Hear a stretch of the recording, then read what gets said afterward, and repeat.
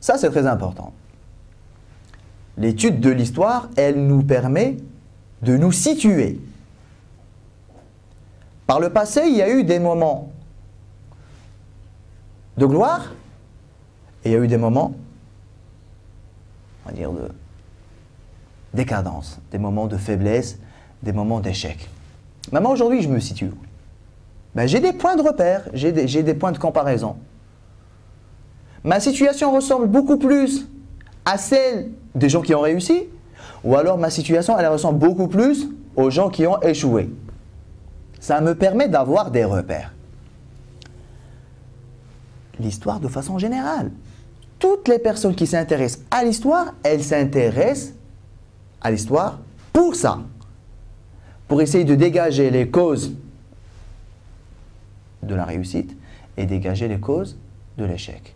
Essayer de dégager les points forts qui favorisent la victoire et essayer de dégager les points faibles qui favorisent l'échec pour ne pas les refaire. Je regarde qu'est-ce qui a marché et qui a donné du résultat, je le refais.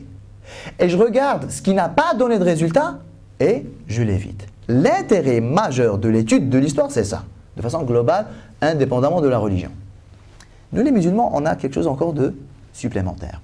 On a dit, comme tout à l'heure, du fait qu'Allah Ta'ala lui ait consacré une grande importance dans le Coran. Allah subhanahu wa ta'ala, il nous a informé des nations d'avant, les peuples d'avant. Des fois en tant que nation, en tant que peuple, mais des fois en tant qu'individu. Allah Ta'ala, des fois Allah Ta'ala il nous parle de tout un peuple, toute une nation. Des fois il nous parle d'un petit groupe restreint. Et des fois il nous parle d'un individu qui ont réussi ou qui ont échoué. Alors en tant que nation, Allah Ta'ala il nous parle des nations qui ont échoué. Il nous parle des nations qui ont échoué. Et il nous parle des nations qui ont réussi. Les nations qui ont échoué. Qawm Lot, alayhi salam par exemple. Le peuple de Lot, alayhi salam. C'est un peuple qui a échoué. Un peuple qui a réussi, le peuple de Yunus, alayhi salam. Bien qu'il soit passé par une phase de doute et de non-croyance, ils ont quand même bien fini. Un groupe de personnes qui ont réussi. Allah Ta'ala nous a parlé des petits jeunes de la caverne, Surat Kahf. Un petit groupe qui a réussi. Un petit groupe qui n'a pas réussi. Un petit groupe qui n'a pas réussi. C'est les frères dans Surat Al-Qalam, Noun, Wal-Qalami wa ma yasturun. Les frères qui ont décidé de ne plus sortir zakat que leur père sortait avant, et qu'Allah Ta'ala il a envoyé un vent chaud qui a brûlé toute leur terre. C'est un groupe restreint. Des individus qui ont réussi, Dhul Qarnayn par exemple. Des individus qui ont complètement échoué, Qarun, Haman, Fir'aun. Donc ce qui fait, nous avons deux modes de vie, deux modèles. Le modèle qui soit individuel, groupal ou carrément communautaire, de ceux qui ont réussi, ou alors le modèle individuel, groupal ou communautaire de ceux qui ont échoué. Donc toi le musulman, ou alors toi la communauté musulmane, il faut que tu te positionnes. Tu vas t'inscrire plutôt là ou plutôt là. Mais Allah Ta'ala, quand il nous a relaté tous ces faits historiques, l'histoire, j'ai envie de dire, racontée par Allah subhanahu wa ta'ala, elle diffère de l'histoire racontée par quelqu'un d'autre. Bien que l'étude de l'histoire soit intéressante dans tous les cas. Mais l'histoire racontée par Allah Jalla wa ala, elle a deux grandes particularités que lui-même subhanahu wa ta'ala nous a dit. Premièrement, Allah Ta'ala nous dit dans un verset, au début de surat Yusuf alayhi salam, نحن نقص عليك أحسن القصص. Nous te relatons le meilleur des récits. Déjà. Allah Ta'ala n'a pas dit نحن نقص عليك القصص. nous te relatons des faits historiques ou des histoires. Non, non, nous te relatons le meilleur des récits, la meilleure des histoires, le meilleur des faits historiques. Ça veut dire, le fait historique, l'histoire racontée par Allah subhanahu wa ta'ala, c'est la meilleure. Pourquoi c'est la meilleure? S'intéresser à l'histoire racontée par Allah Jalla wa ala nous fait gagner beaucoup de temps et nous fait apprendre beaucoup de choses. Pourquoi? Il y a deux grands facteurs qui expliquent le fait que l'histoire racontée par Allah subhanahu wa ta'ala est bien la meilleure des histoires. Le récit raconté par Allah ta'ala, il est le meilleur des récits. Deux grands facteurs. Premier facteur, Allah ta'ala nous en parle dans un autre verset. Qu'est-ce qu'il nous dit? Inna hadha, dans surat Ali Imran, Inna hadha lahu al-qasas al-haq. Ceci est le récit vrai.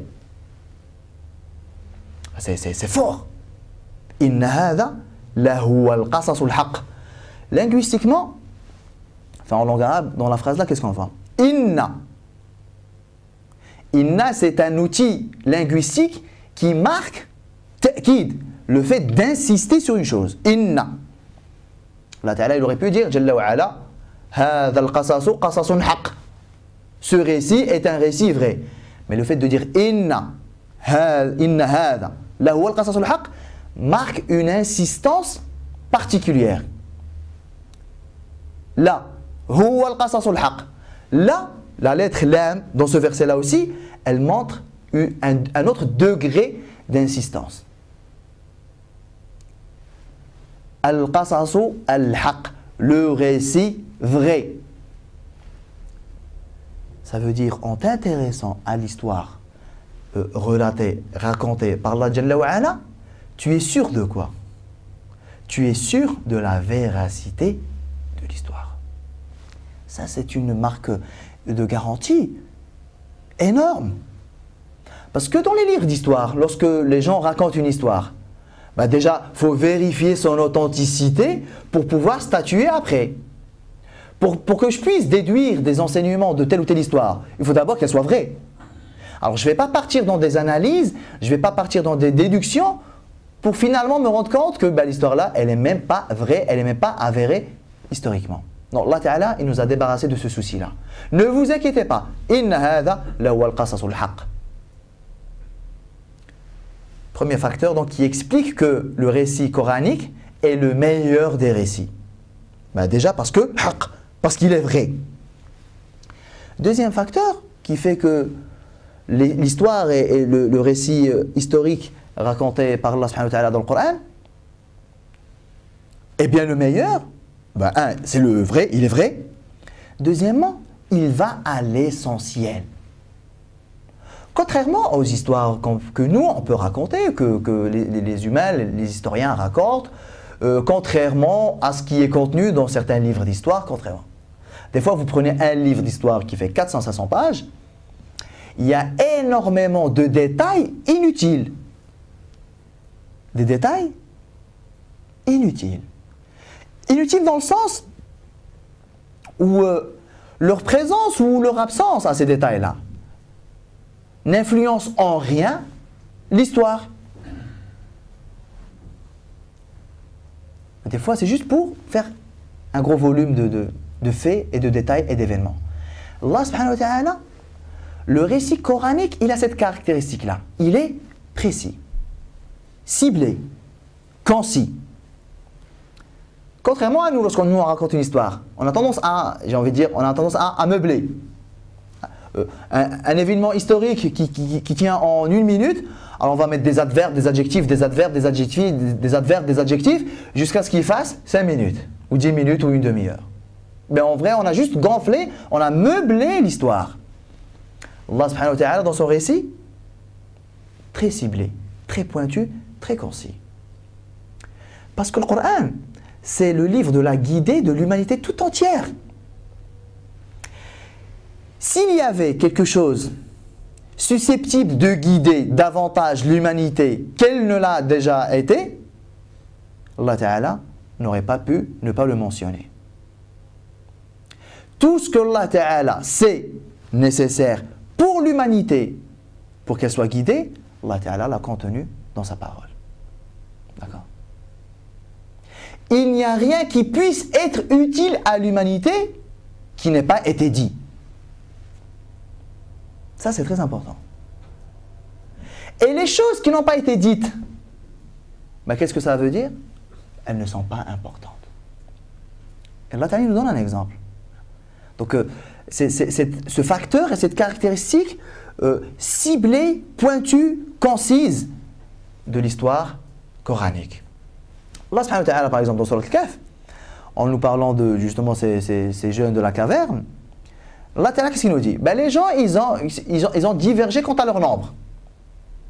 سيقولون ثلاثة رابع كلبهم ويقولون خمسة سادس كلبهم رجما بالغيب ويقولون سبعة وثامنهم كلبهم. Allah Ta'ala, regardez qu'est-ce qu'il nous dit ici. Les gens, ils ont divergé quant à leur nombre. Les gens. Ils étaient 3. Et avec le chien, ça faisait 4. D'autres ont dit, non, ils étaient 5. Et avec le chien, ça faisait 6. D'autres ont dit, non, ils étaient 7. Et avec le chien, ils étaient 8. Mais regardez la réponse divine. C'est comme s'il voulait nous dire, Jalla wa ala, et en quoi leur nombre il est important. Je ne vous ai pas raconté l'histoire et le récit de ces jeunes de la caverne pour que vous vous posiez toutes ces questions-là de savoir combien ils étaient. Je vous ai relaté cette histoire-là parce que les enseignements à en tirer, ils sont les suivants. Ça, ça, ça et ça. Pas pour que vous vous posiez des questions quant à leur nombre. Allah Ta'ala, il répond à ces gens-là. Hein, et à ceux qui sont susceptibles de dire « Ah oui, c'est vrai, combien ils étaient ?» L'être humain, il est curieux. Donc, des fois, on s'intéresse à des choses qui, en définitive, ne sont pas si importantes que ça, ou du moins pas utiles. Leur présence ou leur absence n'influence en rien le résultat final. Allah Ta'ala, il répond clairement « قُلِ اللَّهُ أَعْلَمُ بِعِدَّتِهِمْ » Allah dit « سَيَقُولُونَ » Les gens diront, ils étaient 3 et avec le chien ils étaient 4. D'autres diront ils étaient 5, avec le chien ça faisait 6. D'autres diront ils étaient 7, avec le chien ça faisait 8. Dis-leur, Allahu a'lamu bi'iddatihim. Allah Ta'ala connaît leur nombre. Stop, on arrête la discussion. C'est pas ça le plus important. Ben, contrairement à nous, quoi. Nous, de par notre curiosité, ben, des fois on s'interroge sur des choses. Est-ce que c'est utile, quoi? Est-ce que c'est, comme ça, les savants ils disent des fois, lorsque tu poses une question, bah pose-toi lorsque tu t'interroges sur une chose, bah avant de t'interroger sur cette chose-là, interroge-toi au préalable pour savoir est-ce que c'est utile. Est-ce que c'est utile? Si c'est utile, oui, pose-toi ta question. Si ce n'est pas utile, elle est où l'utilité de la poser justement? Des fois, on a des questions un peu, j'ai envie de dire, des fois, on a des questions un peu, subhanallah, anecdotiques. On voit que la curiosité humaine l'emporte sur le bon sens objectif qu'une personne recherche dans une question. Comment s'appelait la chamelle de Sidna Salih alayhi salam? Tiens, le chien de la caverne, comment il s'appelait? Sidna Ibrahim alayhi salam, il avait quel âge exactement lorsqu'il a eu Sidna Ismaïl alayhi salam? Ben, toutes ces choses-là, si elles avaient été nécessaires, si elles avaient été importantes, Allah Ta'ala nous en aurait parlé, sûr et certain. Allah Ta'ala a choisi de ne pas nous en parler, c'est qu'il n'y a pas un intérêt particulier dedans. Une perte de temps de vouloir répondre à ces questions-là.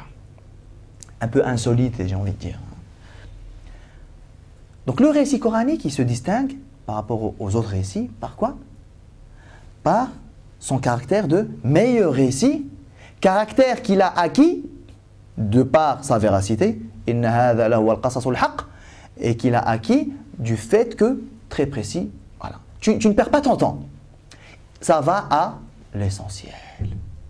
Donc ça, c'est le récit coranique de façon générale. Il se caractérise par ça. Mais Allah subhanahu wa ta'ala, il nous a donné quel était le fruit de l'histoire.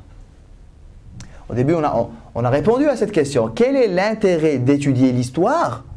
On y a répondu presque de façon sens commun, presque de façon naïve. Pour comprendre son état actuel, il est intéressant de plonger dans son passé. Pour pouvoir comprendre l'état actuel et anticiper le futur. Réponse assez naïve, assez sens commun. Mais Allah subhanahu wa ta'ala, il nous y répond clairement. C'est pour ça que je vous ai dit tout à l'heure que nous les musulmans, cette question de l'intérêt de l'histoire, quel est le fruit de l'histoire, c'est réglé pour nous. Allah ta'ala a déjà tranché cette question-là.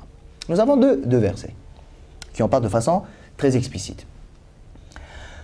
Dans Surat Yusuf, alayhi salam, toujours vers la fin de ce surah, Allah subhanahu wa ta'ala, qu'est-ce qu'il nous dit? Après nous avoir relaté l'histoire de Sidna Yusuf, alayhi salam, et à propos, si vous faites attention dans le Mus'haf, dans le Coran, vous avez 3 sourates qui se suivent. Surat Yunus, alayhi salam, Surat Hud, alayhi salam, et Surat Yusuf, alayhi salam. 3 prophètes. Leurs sourates se suivent dans l'ordre du Coran. Yunus, Hud et Yusuf, alayhi salam. Ben, l'ordre là, qu'il y a dans le Mus'haf, c'est exactement l'ordre de révélation aussi. Surat Hud a été révélée après Surat Yunus et avant Surat Yusuf, alayhi salam. Dans l'ordre là. Yunus, Hud et Yusuf, alayhi salam. Et à la fin de Surat Yusuf, Allah Ta'ala dit dans un verset, لَقَدْ كَانَ فِي قَصَصِهِمْ عِبْرَةٌ لِأُولِي الْأَلْبَابِ. Il y a dans leur récit qui spécifiquement les 3 prophètes là, dont les sourates ont été révélées l'une après l'autre, Yunus, Hud et Yusuf, mais plus généralement, لَقَدْ كَانَ فِي قَصَصِهِمْ, il y a dans leur récit, tous ceux qui t'ont précédé, tous les prophètes avant toi, عِبْرَةٌ لِأُولِي الْأَلْبَابِ. Il y a dans leur récit ibra, une morale, un enseignement, une déduction utile. Pour qui? Les ulil albab. Pour ceux qui sont dotés d'intelligence. Les gens qui sont dotés d'intelligence, ils vont piocher, ils vont puiser dans l'histoire pour pouvoir en dégager des enseignements, des morales, des conclusions utiles. Pourquoi? Pour 2 choses. Ne pas refaire les erreurs de ceux qui ont échoué et faire les causes de réussite des gens qui ont réussi. Donc le plus intelligent, c'est qui? Le plus intelligent, c'est celui qui part du passé. Il y a des gens qui ont réussi. Ben moi, je vais copier un peu leur modèle. Il y a des gens qui ont échoué. Ben moi, je vais un peu éviter leur modèle. Le plus intelligent, c'est celui-là. Parce que, subhanallah, vouloir démarrer dans sa vie à 0, sans repère, c'est très risqué. Parce que tu es susceptible de commettre des erreurs déjà commises auparavant. Donc, en ayant jeté un œil sur l'histoire, sur le passé, tu aurais pu les éviter, ces erreurs-là. Peut-être tu vas faire de mauvais choix. Peut-être que ces choix-là ont déjà été faits auparavant et qui n'ont pas marché. En ayant jeté un œil sur l'histoire, tu aurais pu les éviter, ces mauvais choix-là. Il y a des choses magnifiques à faire. Mais toi, tu ne le savais pas. Mais si tu avais jeté un œil sur l'histoire et sur le passé, tu aurais pu t'en rendre compte et tu aurais pu les faire, ces choses-là. Donc le plus intelligent, c'est qui? C'est celui qui dit, moi je pars pas avec rien. Je pars avec un grand nombre d'acquis. Des choses acquises de par l'histoire. لقد كان في قصصهم عبرة لأولي الألباب ما كان حديثا يفترى. Regarde la texte qui dit. Il y a dans le récit une morale pour les gens doués d'intelligence. ما كان حديثا يفترى. Ce n'est pas un simple discours qu'on raconte. L'histoire, ce n'est pas fait pour faire berceuse. Voilà, on va raconter une petite histoire. Non, l'histoire n'est pas faite pour être racontée comme un passe-temps ou alors effet berceuse pour les enfants. Ce n'est point un discours qu'on raconte comme ça, mais plutôt pour en déduire un enseignement et une morale. Ça, c'est le premier verset. Le deuxième verset, Allah Ta'ala dit au prophète sallam, très important ça, subhanallah.